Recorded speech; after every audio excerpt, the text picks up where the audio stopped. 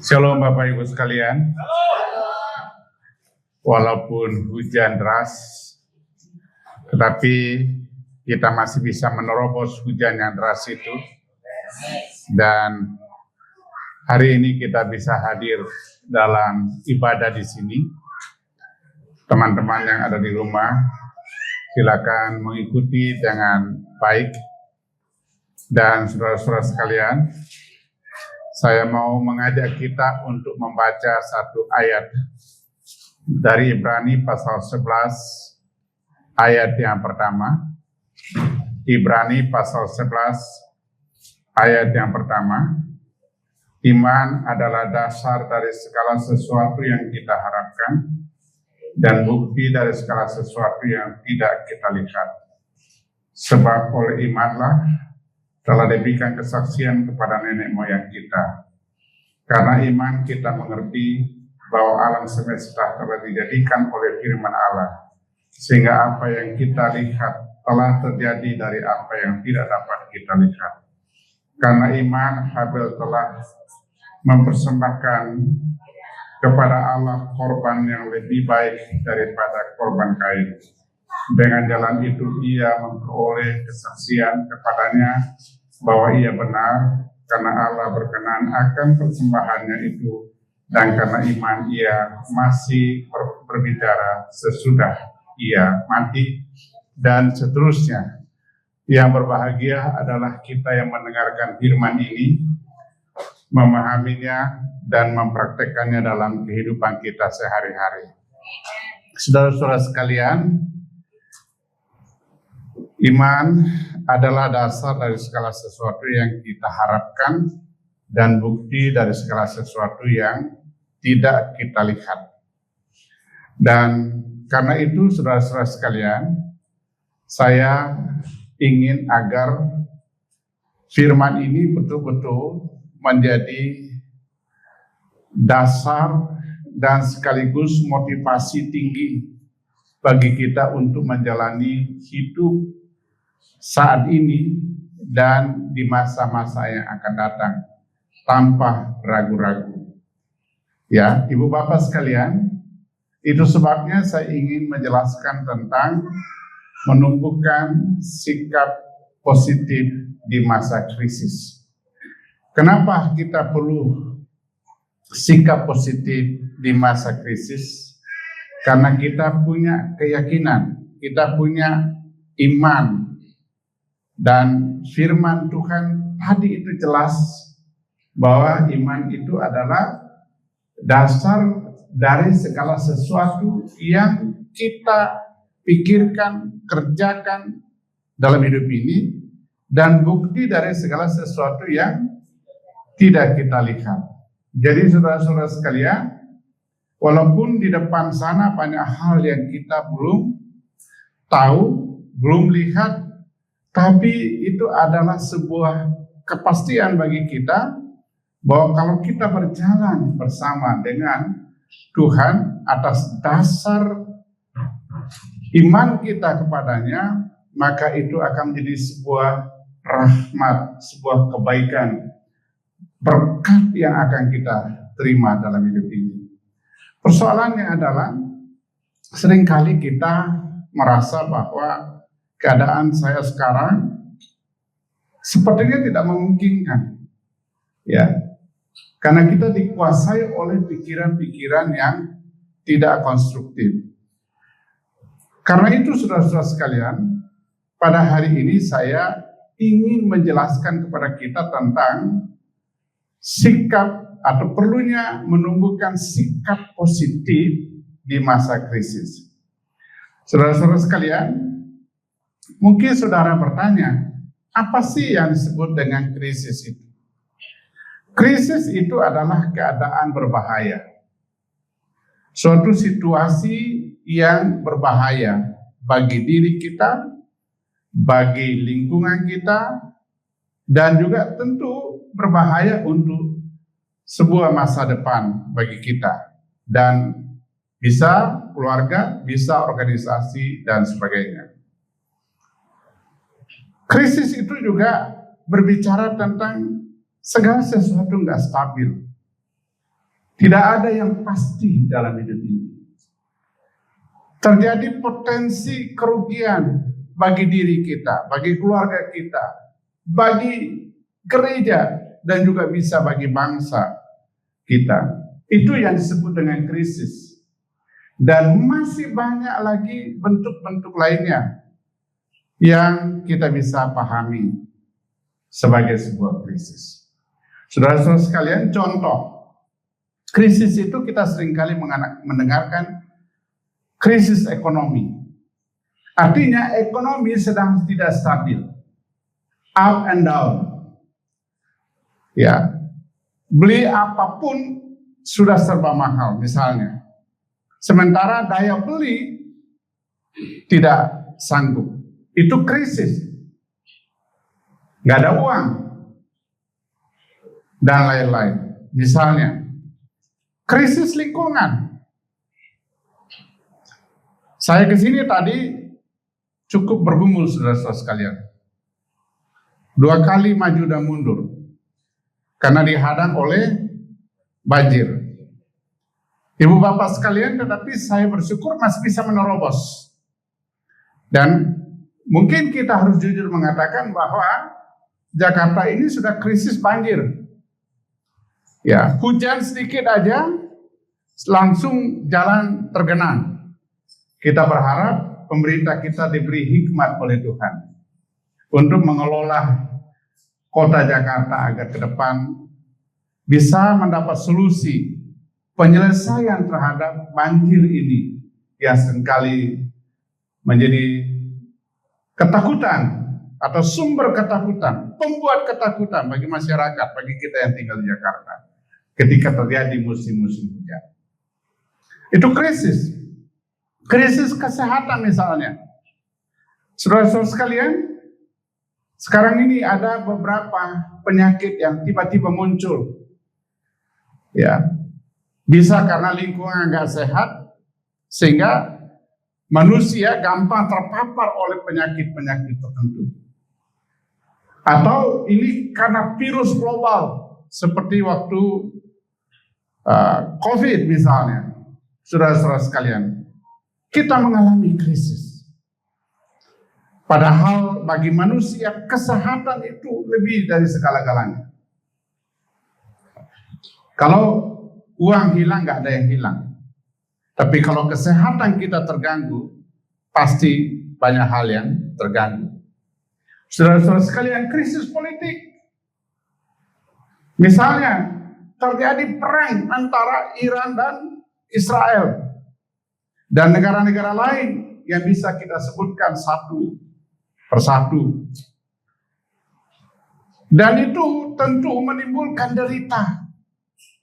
Sebagai manusia kita pasti susah, sedih ketika menyaksikan ribuan, puluhan ribu jiwa harus meninggal. Manusia harus meninggal karena akibat perang.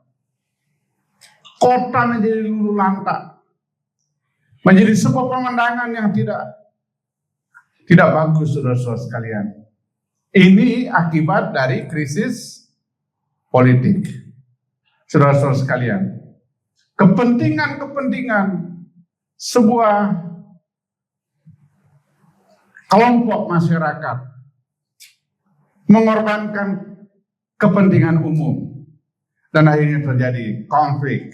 Dan kalau sudah terjadi konflik, selalu ada korban, saudara-saudara sekalian. Krisis keluarga. Saya baca tadi di Detikcom, ada seorang yang mencabuli cucu tirinya yang masih sangat kecil itu. Dan bahkan seringkali terjadi perselingkuhan, insult, di mana orang tua dengan tega-teganya memperkosa, anaknya, dan atau keluarga dari darah dagingnya, saudara-saudara sekalian. Ini krisis. Lalu kemudian kita mulai berbicara, berdiskusi, siapa yang salah? Kalau sudah bicara begitu terlalu banyak yang bisa disalahkan. Bisa kesalahan diri kita, bisa kesalahan keluarga, dan lain sebagainya. Tapi udahlah, daripada kita capek saling salah menyalahkan, kita perlu mengoreksi diri kita.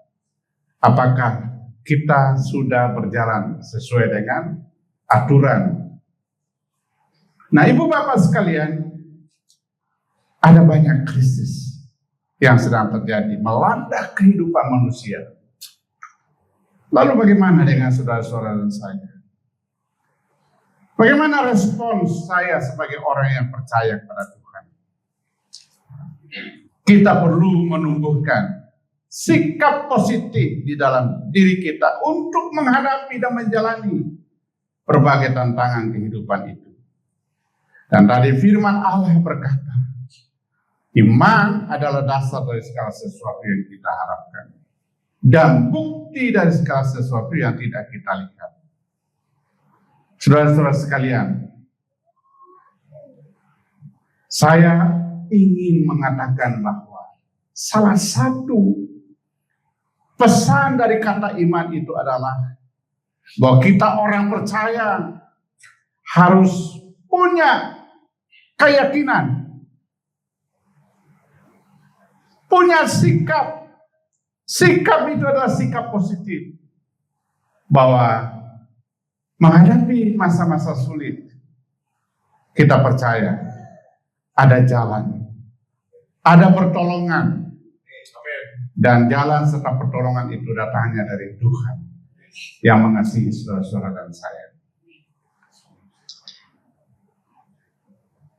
Kita harus menumbuhkan sikap positif, antara lain memedomani firman Allah, mengamini firman Allah sebagai pedoman hidup kita,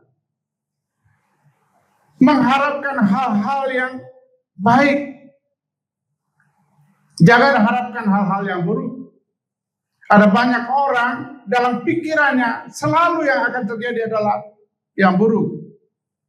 Padahal Tuhan berkata, mari kita mengharapkan hal-hal yang baik terjadi dalam hidup ini, esok dan seterusnya, terjadi di dalam komunitas kita, terjadi untuk bangsa kita.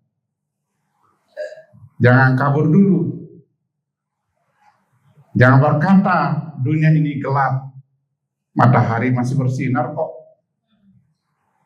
Bahwa persoalan banyak, iya, tapi masih ada secercah, bahkan harapan itu luar biasa di depan kita. Mari kita berpikir optimis bahwa kita bisa melewati masa-masa sulit karena Tuhan hidup, Tuhan berkuasa, dan Tuhan menolong kita. Kita mencari solusi, bukan mencari kambing hitam, ya, saling memblame. Saudara-saudara sekalian, menyalahkan A, B, C, D. Saudara-saudara sekalian, bukan itu. Paling penting bagi kita adalah solusinya apa. Kalau kita punya pikiran, kita punya ide untuk sebuah penyelesaian masalah teman kita, kasih tahu sama dia. Dan bagi saya sebagai orang percaya, ketika ada teman-teman saya punya persoalan, saya katakan kepada mereka, datanglah kepada Tuhan. Sebab sumber solusi yang paling tepat adalah Tuhan.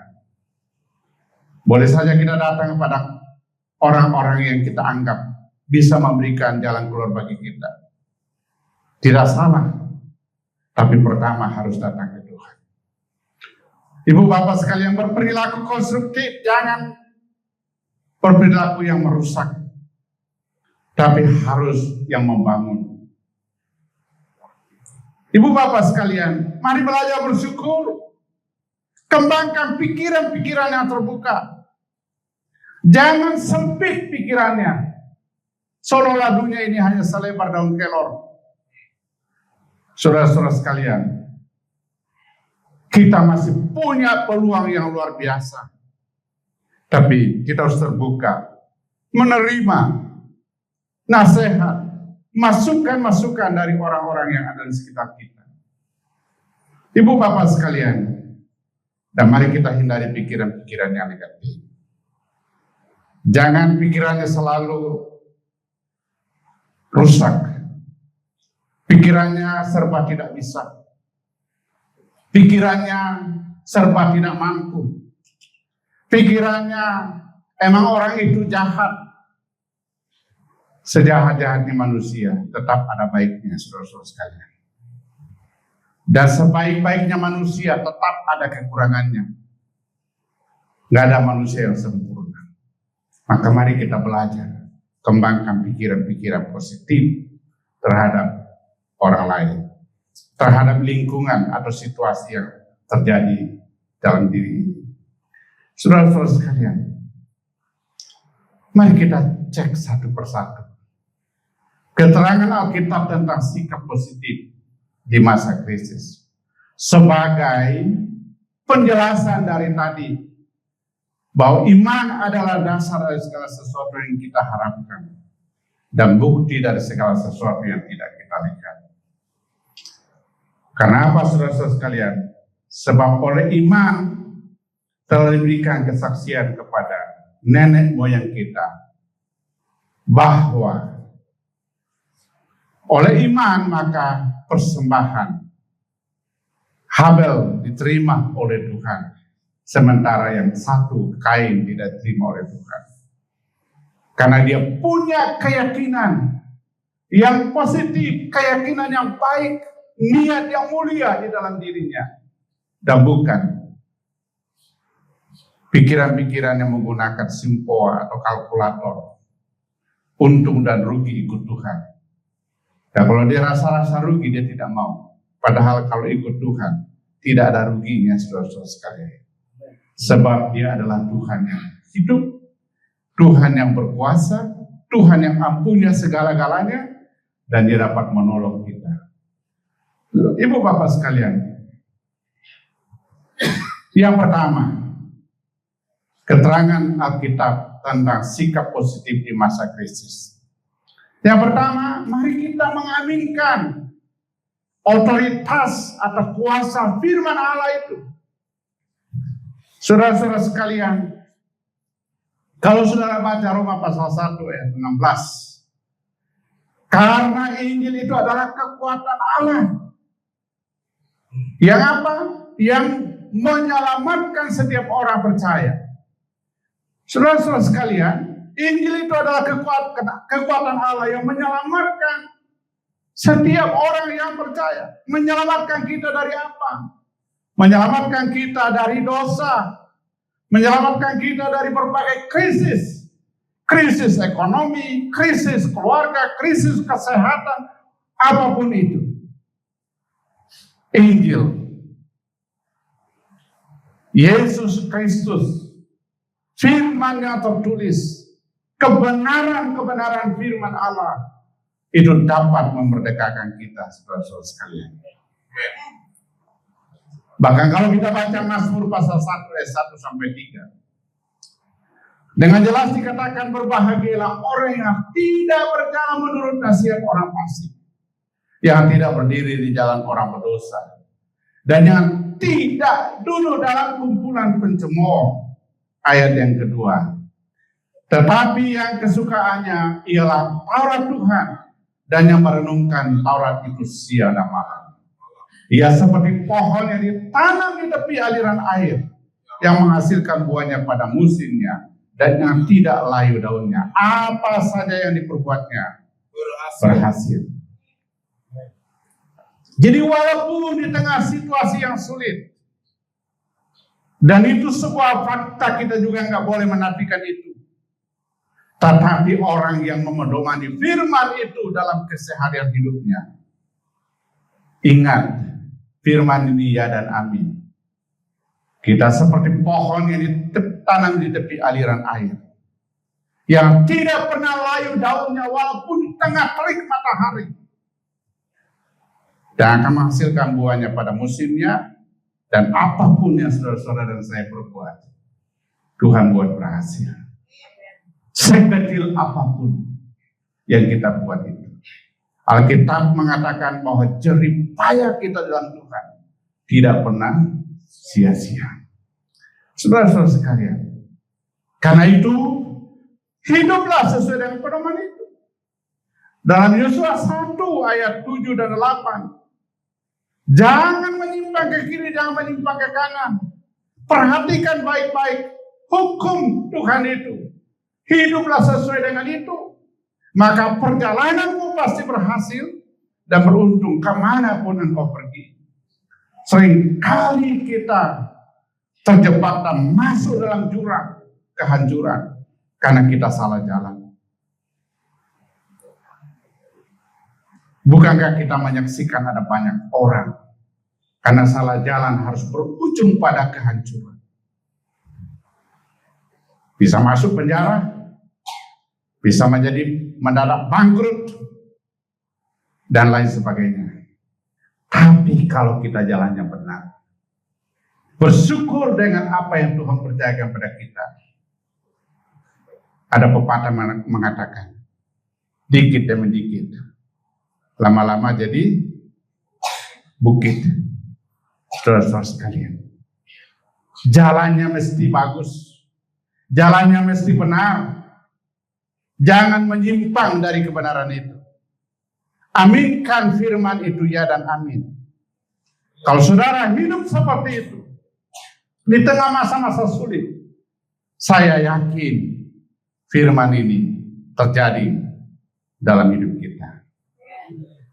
Kalau kita nggak nikmati di masa kita, anak-anak kita, cucu cicit kita, masa depan, generasi masa depan kita akan menikmati berkat-berkat Tuhan yang luar biasa.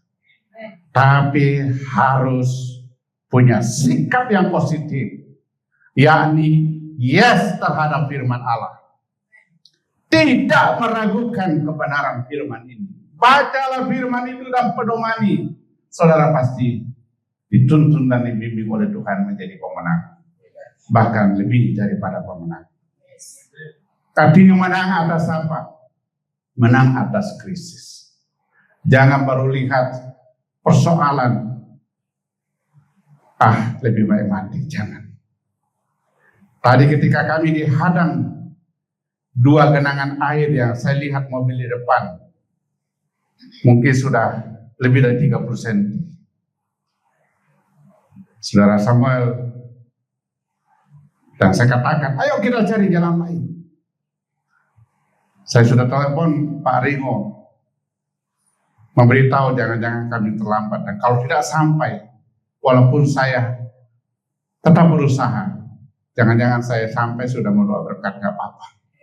Ya, saudara-saudara sekalian, putar arah, tapi usaha yang keras tidak sia-sia. Walaupun terlambat, masih sampai juga, saudara-saudara sekalian. Ya, padahal saya berangkat itu jam 4. Ya, diperkirakan tiba 20 menit sebelum jam 5. Tapi ternyata terlambat 20 menit. Saudara-saudara sekalian, jangan salahkan ibu kota. Ya, saudara-saudara sekalian, ini adalah pergumulan-pergumulan real yang kita hadapi. Tapi never give up. Tidak ada kata menyerah. Amin.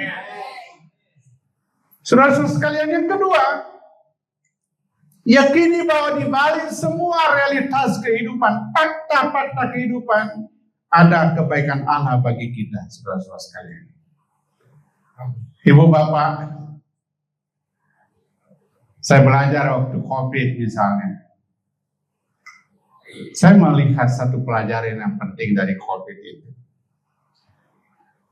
Walaupun menimbulkan banyak ketakutan dan penderitaan. Minimal saudara-saudara sekalian ketika COVID kita kumpul dengan keluarga. Hampir 2 tahun. Betul nggak? Yang jarang-jarang terjadi. Selalu ada bersama-sama. keluarga di rumah, suami, istri, dan anak-anak, menantu, dan cucu. Kalau tidak ada COVID, kan keluyuran kemana-mana yang lain. Sehingga ada yang nyanyi di rumah, kau datang dan pergi sesuka hatimu. COVID tiba, kumpul ramai-ramai, berdoa bersama-sama. Kenapa berdoa bersama-sama? Takut kena COVID, saudara sekalian. Jadi ada pelajaran-pelajaran penting dari sebuah peristiwa kehidupan. Ibu bapak sekalian, Allah turut bekerja dalam segala sesuatu. Amin. Untuk mendatangkan kebaikan bagi kita. Dan itu Paulus katakan dalam Roma pasal 8 ayat 28. Kita tahu sekarang bahwa Allah turut bekerja dalam segala sesuatu untuk mendatangkan kebaikan bagi mereka yang mengasihi Dia. Yaitu bagi mereka yang terpanggil sesuai dengan rencana Allah. Saudara-saudara sekalian, Allah turut bekerja. Wah, tapi sulit, betul. Disinilah kita perlu memiliki ketajaman rohani, kepekaan rohani, dan kita tidak gampang menyalahkan situasi yang terjadi di sekitar kita, dalam diri kita atau di sekitar kita. Kita harus belajar melihat sisi-sisi positif dari setiap peristiwa hidup ini.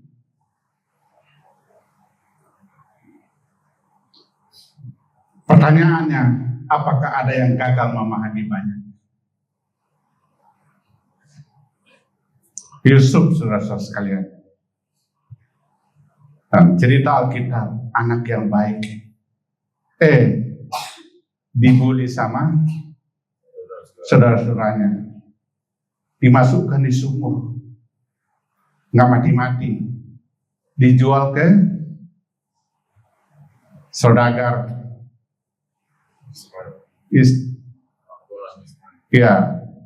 Tinggal di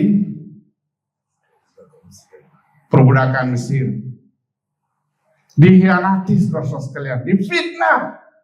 Jadi fitnah itu bukan baru sekarang, sejak dulu kala sudah terjadi. Masuk penjara, dia jalani aja, dan bahkan dia berkata dalam Kejadian, ketika saudara-saudaranya datang meminta maaf sama dia, mau ampun sama dia, dan dia berkata, enggak apa-apa.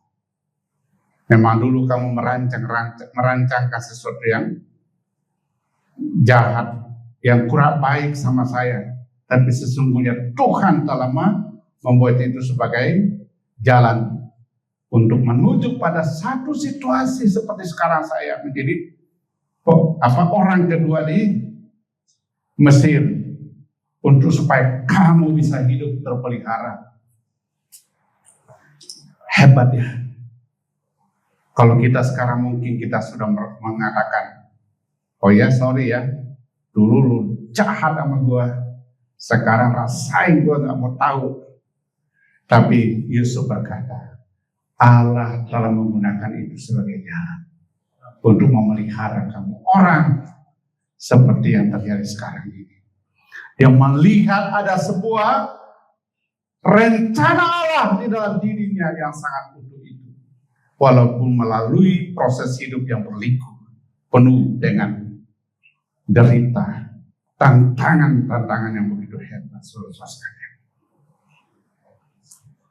Maukah saudara-saudara melihat setiap peristiwa dalam hidup saudara sebagai sarana Tuhan membentuk kita, sekaligus mempersiapkan kita untuk nanti melihat, menyaksikan dan mengalami apa yang tidak pernah kita lihat oleh mata sekarang ini.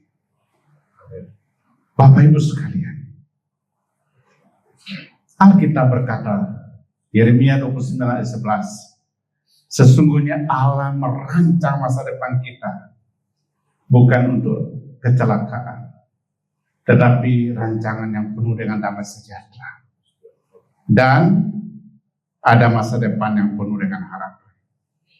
Alkitab dengan jelas mengatakan, sebab aku ini mengetahui rancangan-rancangan apa yang ada padaku mengenai kamu, Demikianlah firman Tuhan, yaitu rancangan damai sejahtera dan bukan rancangan kecelakaan, untuk memberikan kepadamu hari depan yang penuh harapan.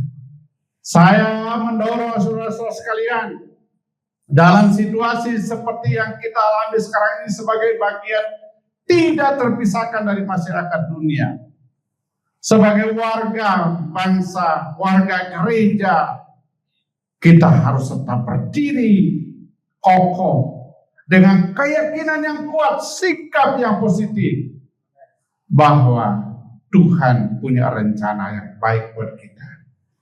Masa depan kita masa depan yang penuh harapan. Amin. Keluarga masa depan keluarga yang penuh harapan. Masyarakat kita ke depan masyarakat yang penuh harapan. Indonesia masa depannya penuh harapan.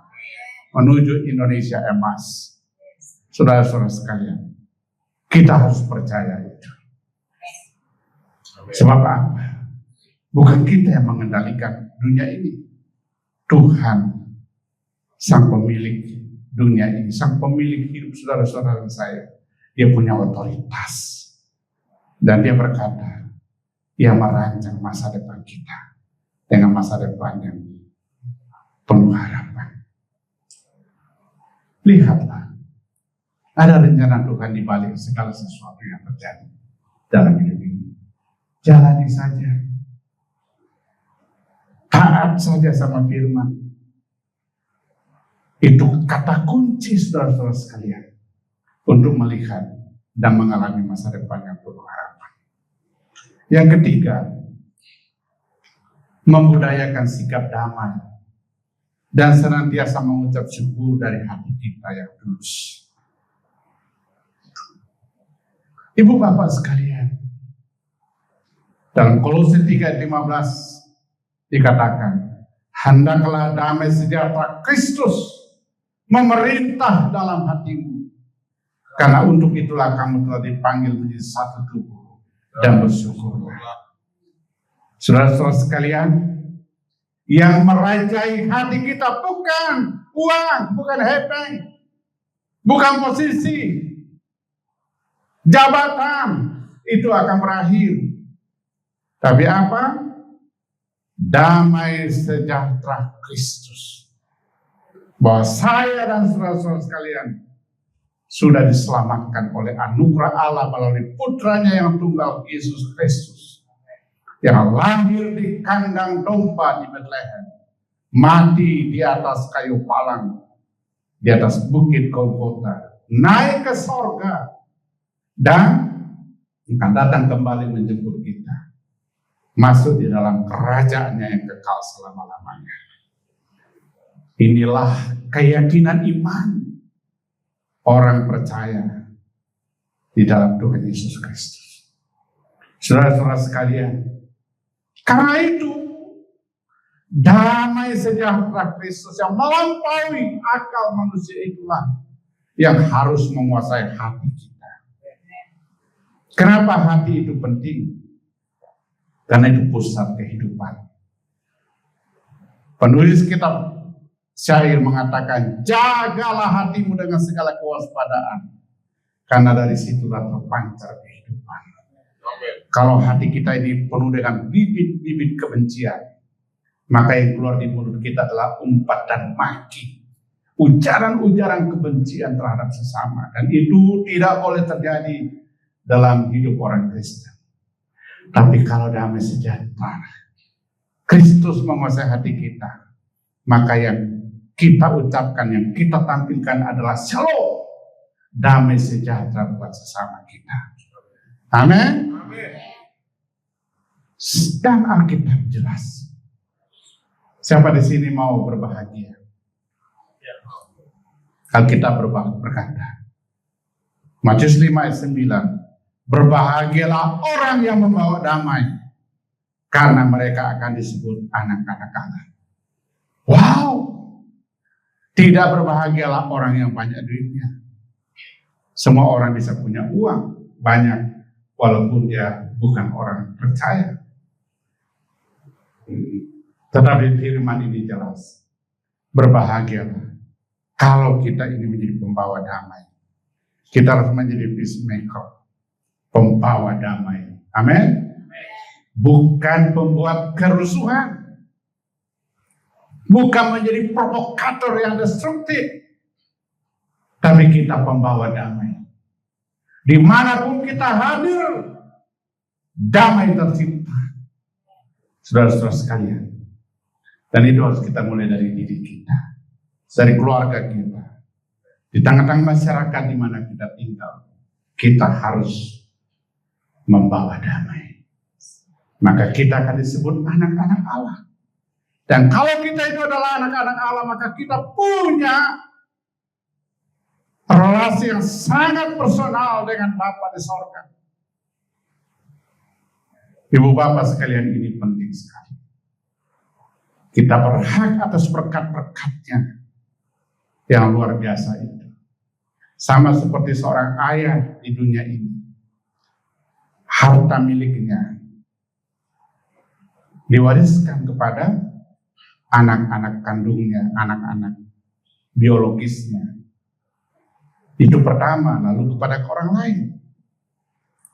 Dan saya mau agar kita menjadi penerima pertama dari berkat-berkat Allah itu, yaitu ketika kita disebut sebagai anak-anak Allah karena membawa damai, saudara-saudara sekalian. Halo, jangan suka bikin kerusuhan, keributan di tengah masyarakat. Datanglah dan hadirlah sebagai pembawa damai. Amin. Ibu bapak sekalian, orang yang seperti ini adalah orang yang paling beruntung. Jangan kita ciptakan musuh, perbanyaklah kawan. Pepatah Tiongkok berkata, 1000 kawan masih terlalu sedikit, 1 musuh terlalu banyak. Saya mengikuti pidato yang disampaikan oleh Presiden kita ketika ketemu dengan Putin, Presiden Rusia, dalam sebuah konferensi internasional, pertemuan internasional.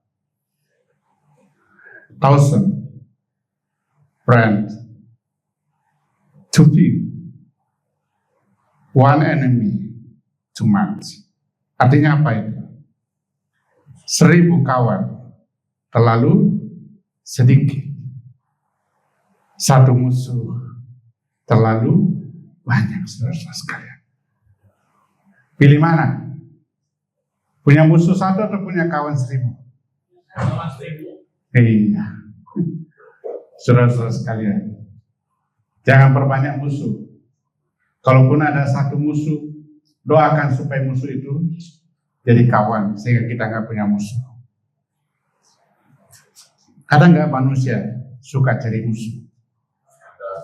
Banyak. Saya berharap warga GBI Hope Asamasari tidak suka cari musuh. Carilah kawan sebanyak-banyaknya. Berbeda warna, berbeda latar belakang, itu kekayaan dari Tuhan. Siapapun dia, semua adalah sesama kita yang harus kita jadikan sebagai kawan. Sekalipun kita tidak dalam satu komunitas iman, gak apa-apa. Mereka adalah kawan kita. Mereka adalah sahabat-sahabat kita. Jadikan semua itu sebagai sahabat. Amin. Dan mengucap syukur. Jangan banyak menggerutu. Sikit-sikit. Ya Pak. Sikit-sikit. Apa itu sikit-sikit? Sedikit-sedikit ngeluh. Tiada hari tanpa ngeluh. Mau ya tiada hari tanpa mengucap syukur. Mengucap syukur nggak masih bisa menghirup udara. Mengucap syukur nggak masih bisa minum air putih. Mengucap syukur nggak masih bisa makan nasi. Ada satu saat nanti nggak boleh makan nasi loh, karena penyakitan. Betul nggak? Itu sebabnya mengucap syukur. Amin. Mengucap syukur kalau masih ada uang walaupun nggak banyak. Dan kalaupun tidak ada uang, mengucap syukur karena masih hidup. Karena kalau kita masih hidup masih bisa cari uang, betul nggak? Ya. Mengucap syukur karena masih sehat. Biarpun banyak uang tapi sakit-sakitan. Susah saudara-saudara sekalian. Memang lebih baik banyak uang sehat. Halo? Betul ya? Doa supaya banyak uang sehat. Tapi andai kata disuruh pilih banyak uang tapi sakit-sakitan, uang pas-pasan tapi sehat, pilih mana? Ayo bener. Nggak mau jadi orang kaya tapi sehat. Saya ulangi, pilih mana? Andai kata harus dipilih banyak uang tapi sakit-sakitan, atau uang pas-pasan tapi sehat? Pas-pasan tapi sehat. Kapan bisa berkati orang?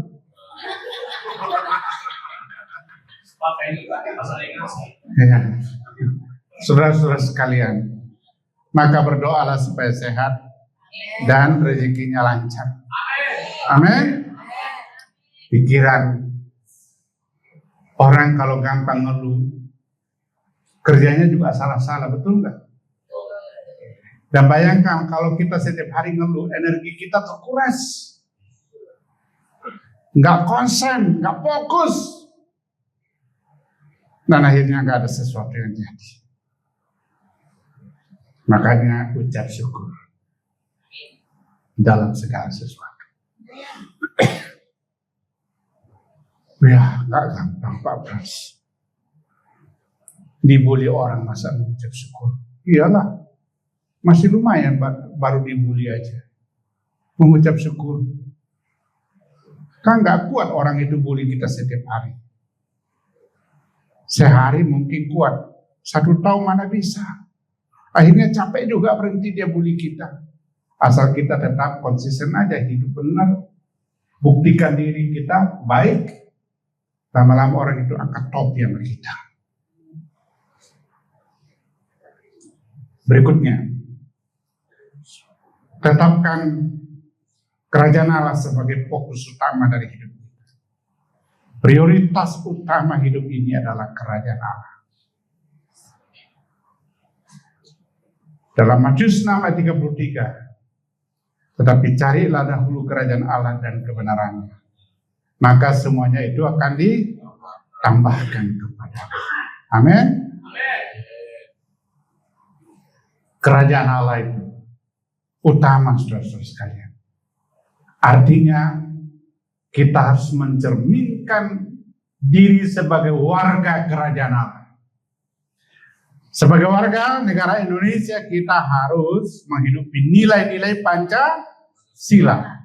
Sebagai warga kerajaan surga, kita harus menghidupi nilai-nilai firman Allah. Penuh dengan kasih. Menyebarkan damai. Hidup damai. Jujur. Kerja keras. Mengabdi. Supaya apa? Hidup ini punya nilai, punya manfaat, di mana Tuhan dipermuliakan. Apakah Tuhan menciptakan kita untuk jadi manusia malas? Saya sekali lagi nanya, apakah Tuhan menciptakan kita dengan maksud supaya hidup malas? Alkitab berkata kalau orang yang nggak kerja tidak boleh makan. Jangan dikasih makan. Saudara-saudara sekalian, sahabat kemalasan adalah kemiskinan. Sahabat kemiskinan adalah ketidakbermanfaatan hidup. Sahabat ketidakbermanfaatan hidup adalah kematian tanpa makna. Saudara-saudara sekalian, Tuhan mau supaya kita utamakan kerajaan Allah. Termasuk hidup ini harus bermanfaat untuk Tuhan dipermuliakan. Mimpilah yang baik dan bergeraklah menuju mimpi itu. Di mana mimpimu, disitulah engkau bergerak menuju ke sana. Kalau dalam bahasa kepemimpinan, visi kita, visi hidup menjadi berkat bagi sesama, bagi dunia ini, yang atasnya nama Tuhan dipermuliakan. Saudara-saudara sekalian, pikirkanlah perkara-perkara yang di atas, bukan perkara di bumi. Pikirkan hal-hal yang Tuhan dipermuliakan. Apa itu? Hidup harus menjadi berkat. Kehadiran kita di tengah-tengah keluarga harus menjadi berkat. Di tengah-tengah gereja harus menjadi berkat. Di tengah-tengah masyarakat kita harus menjadi berkat. Di mana Tuhan ditinggikan dan dimuliakan. Jangan kita menjadi sumber kekacauan dalam hidup ini. Tapi kita harus menjadi sumber berkat. Sarana berkat Allah bagi dunia ini, saudara-saudara sekalian. Sebab kerajaan Allah itu jangan hanya diterjemahkan saya nanti masuk surga. Bukan. Itu betul. Tapi kerajaan Allah itu menjadikan hidup ini sebagai mediator berkat Allah, pengantara, pembawa berkat Allah bagi orang lain. Siap? Siap. Ibu bapak sekalian, yang terakhir, menumbuhkan sikap positif di masa krisis. Harus melangkah maju di bawah tuntunan dan penyertaan Sang Pemilik kehidupan. Jangan pernah berhenti melangkah. Saya katakan, saya tidak mau berhenti melangkah. Halo, katakan. Saya tidak mau berhenti melangkah. Saya tetap maju. Saya tetap maju. Karena saya yakin Tuhan menyertai saya. Karena saya yakin Tuhan menyertai saya. Kalau Tuhan menyertai kita, sesulit apapun kondisi yang kita hadapi, kita akan dimampukan Tuhan melewati semua. Kalau kita baca Kejadian 26 dari ayat 1 sampai terakhir, kita membaca sebuah narasi panjang tentang Ishak, saudara-saudara sekalian. Tapi saya mau baca ayat 24. Lalu pada malam itu Tuhan menampakkan diri kepadanya, kepada Ishak, serta berfirman, Akulah Allah ayahmu Abraham. Janganlah takut, sebab aku menyertai engkau. Aku akan memberkati engkau dan membuat banyak keturunanmu, karena Abraham hambaku itu. Saudara-saudara sekalian, jangan takut. Ya, waktu itu terjadi kelaparan. Dan dia mau pergi ke Mesir, tapi Tuhan berkata, jangan ke Mesir. Pergi ke Gerar, sebuah wilayah di mana di bawah kekuasaan Abimelek, Raja Abimelek, saudara sekalian. Tapi coba lihat, kemana Ishak pergi? Dia bikin sumur, dari tidak ada air jadi ada air. Dan akhirnya sampai ke Beersheba. Saudara-saudara sekalian, dia bikin sumur, air melimpah. Dan dalam cerita itu, di mana saja Ishak berada, melakukan pekerjaannya diberkati Tuhan dengan limpah karena Tuhan menyertai. Ada krisis, tapi dia tidak kehabisan kreativitas. Ada krisis, tapi dia tidak takut. Dia selalu bekerja produktif dan hasilnya luar biasa. Kenapa? Karena Tuhan menyertai. Tuhan berjanji menyertai saudara-saudara dan saya sampai pada kesudahan segala sesuatu. Jangan berhenti, apalagi mundur. Ketika menghadapi kesulitan hidup ini, tetap kembangkan sikap positif bahwa Tuhan hidup. Tuhan sayang saudara-saudara sekalian. Walaupun dalam perjalanan hidup kita ini banyak tantangan dan pergumulan yang harus kita lewati, Katakan, Tuhanku sanggup menolongku. Amin. Ada ungkapan, tak selamanya mendung itu kelabu. Tak selamanya. Ya, badai pasti berlalu. Ada kalanya kita sulit, tapi di sanalah kita menyaksikan Tuhan hadir dan menolong kita. Sebab saudara baca dalam Keluaran pasal 37, Tuhan yang baik itu mengatakan, aku memperhatikan kesengsaraan umatku di tanah Mesir. Karena itu aku turun dan menolong mereka membawa keluar dari tanah perbudakan. Dia memperhatikan apa yang menjadi pergumulan-pergumulan kita.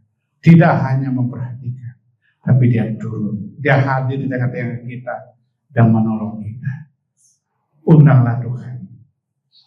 Dan katakanlah kepada dia, Tuhan, peganglah tanganku. Tuntun dan bimbinglah setiap langkah-langkahku. Kemanapun aku pergi, aku tidak mau lepas dari genggaman tangan Tuhan.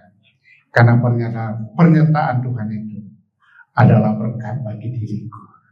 Tetap punya semangat menjalani hidup di tengah berbagai krisis. Yakinlah, Tuhan pasti menolong kita dan membawa kita menang atau diselamatkan dari berbagai krisis yang bisa saja kita hadapi.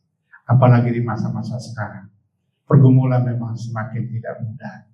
Saudara tahu, beberapa hari yang lalu, lebih dari 20.000 orang kumpul di aula Presiden University untuk mencari lowongan kerja di Kabupaten Bekasi, saudara-saudara sekalian. Memang pengangguran semakin meningkat. Sarjana lebih dari 1 juta saya baca di Indonesia menganggur, saudara sekalian. Mengerikan. Tetapi walaupun fakta itu di depan mata, sebagai orang percaya, tetap percaya. Kalau burung-burung di udara Tuhan pelihara. Amin. Ya, ikan di laut Tuhan pelihara. Masa kita, umat ciptaan yang paling istimewa, Tuhan tidak pelihara. Apakah saudara yakin Tuhan pelihara kita? Itulah sikap yang positif. Selamat menjalani hidup bersama Tuhan. Tuhan menolong dan memberkati kita semuanya. Amin. Amin. Mari kita nyanyikan pujian bersamamu Tuhan, dan saya serahkan kepada Pak Jimmy, Bapak Gembala untuk memimpin.